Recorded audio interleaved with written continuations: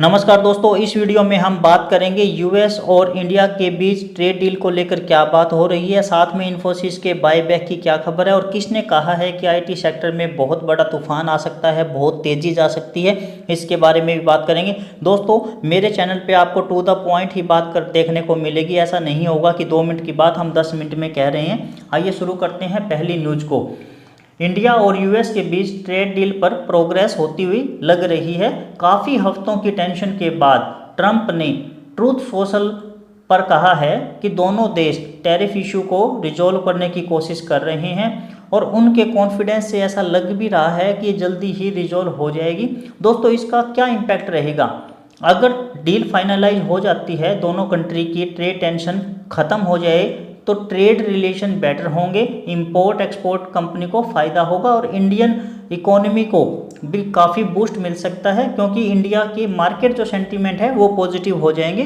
तो हमें इस खबर पर नज़र रखनी है, क्योंकि कुछ दिनों से यही एक बड़ी मेजर टेंशन हमारे इंडियन मार्केट के लिए चल रही है। अगर ये रिजॉल्व हो जाती है तो ये बहुत ज़्यादा पॉजिटिव होगा।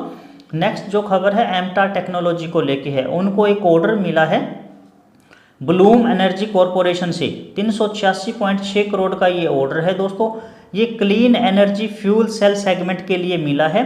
ऑर्डर को 2 फेज में ये डिवाइड किया गया है।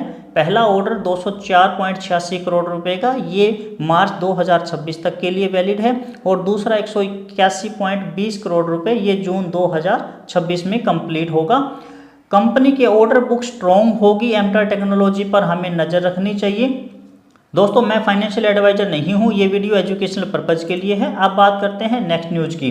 फार्मा कंपनी के ऊपर ये न्यूज़ है। हल्का सा फार्मा कंपनी के ऊपर नेगेटिव इम्पैक्ट आ सकता है। डोनाल्ड ट्रंप ने एक प्रेसिडेंशियल मेमोरेंडम साइन किया है जिसमें फार्मास्यूटिकल कंपनी को टीवी और सोशल मीडिया एड्स में ज़्यादा साइड इफ़ेक्ट दिखाने होंगे। मतलब अपनी क्लियर पिक्चर बतानी होगी कि इस दवाई के क्या साइड इफ़ेक्ट हो सकते हैं। फार्मा कंपनी की मार्केटिंग कॉस्ट बढ़ सकती है। यूएस मार्केट के लिए ये मेन खबर है।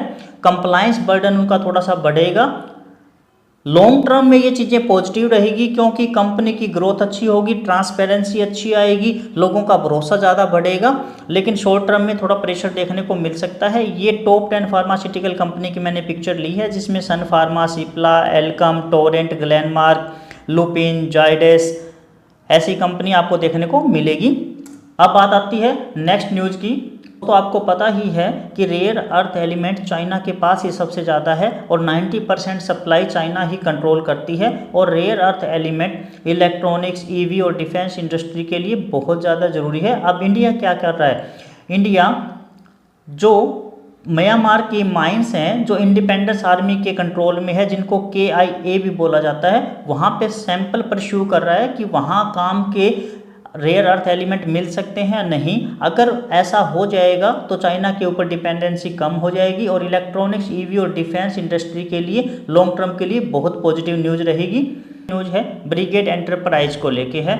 ब्रिगेड एंटरप्राइज ईस्ट बेंगलुरु में एक नया लग्जरी हाउसिंग प्रोजेक्ट लॉन्च कर रहा है, जिसमें 2500 करोड़ रुपए का रेवेन्यू आ सकता है। तो हमें ब्रिगेड एंटरप्राइज लिमिटेड के ऊपर नज़र रखनी चाहिए। ऐसे प्रोजेक्ट से कंपनी स्ट्रॉन्ग दिखती है और पॉजिटिव इम्पैक्ट रहता है। नेक्स्ट जो हमारी न्यूज़ है फिच रेटिंग को लेके है। GMR हैदराबाद इंटरनेशनल एयरपोर्ट को उन्होंने पॉजिटिव स्टांस दिया है, BB+ की रेटिंग उन्होंने दी है। तो ये GMR एयरपोर्ट इंफ्रास्ट्रक्चर के लिए, GMR एयरपोर्ट शेयर के लिए बहुत पॉजिटिव न्यूज़ है।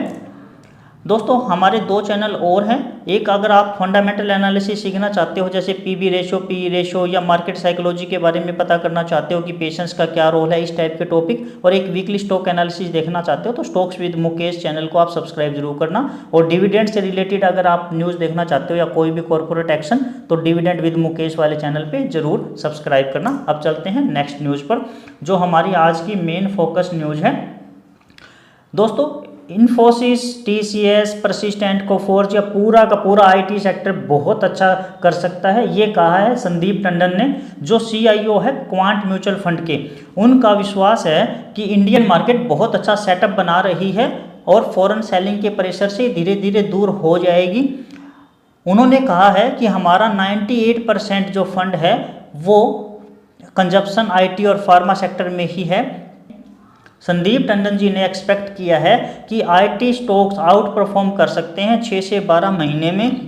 उनकी जो अर्निंग है वो बॉटम आउट हो चुकी है और दिसंबर के जो क्वार्टर के रिजल्ट आएंगे वो बहुत अच्छे आ सकते हैं। जैसे कि 2 दिन पहले इन्फोसिस की न्यूज़ थी बाईबैक की, ऐसे जैसे डोनाल्ड ट्रंप और नरेंद्र मोदी जी के बीच में अगर ट्रेड डील को लेकर बात हो रही है, साथ में इन्फोसिस का बाईबैक है और साथ में जो बड़े बड़े म्यूचुअल फंड हाउसेज अपनी होल्डिंग अगर आईटी सेक्टर में बढ़ा रहे हैं तो आईटी सेक्टर बहुत बूम कर सकता है, क्योंकि प्राइस ऑलरेडी बहुत ज़्यादा डाउन है। टीसीएस का लेवल आप देख ही रहे हो 3100 रुपये के आसपास है, कहाँ 4000 से ऊपर जाता था।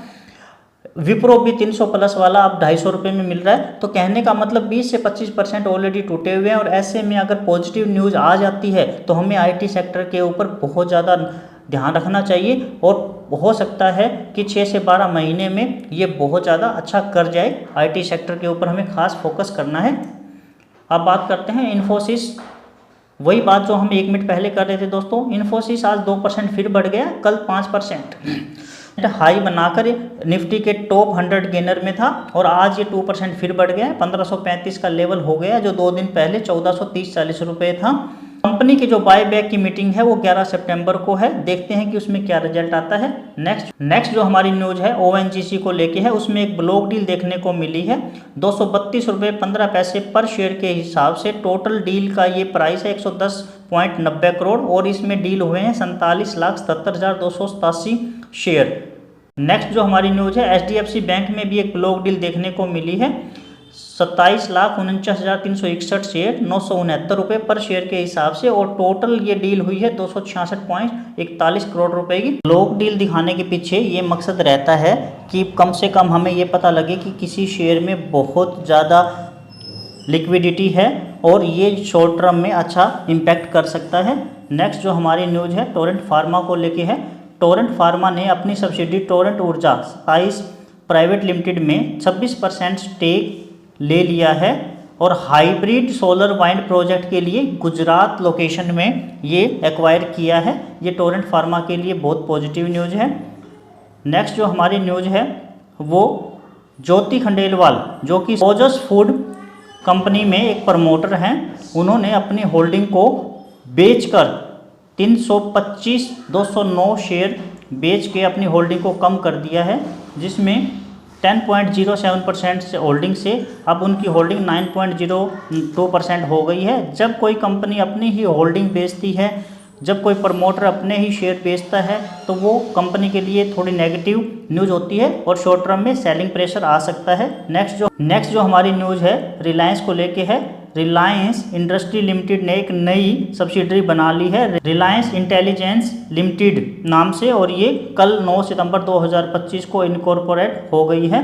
नेक्स्ट जो हमारी न्यूज़ है वरुण बेवरेजेस को है, इसमें एक ब्लॉक डील हुई है 96.29 करोड़ रुपए की और 475 रुपये 50 पैसे पर शेयर के हिसाब से 20,24,937 शेयर एग्जीक्यूट हुए हैं। दोस्तों ये थी कंप्लीट आज स्पेशल न्यूज़। आपको सबसे बेस्ट न्यूज़ कौन सी लगी आप मुझे बताना। आपके पास कौन सा शेयर है और कौन सा फेवरेट शेयर आप मानते हो उसका भी आप मुझे कमेंट करके ज़रूर बताना। वीडियो को आप लाइक करना और चैनल को सब्सक्राइब जरूर करना। Thank you for watching this video. नमस्कार दोस्तों।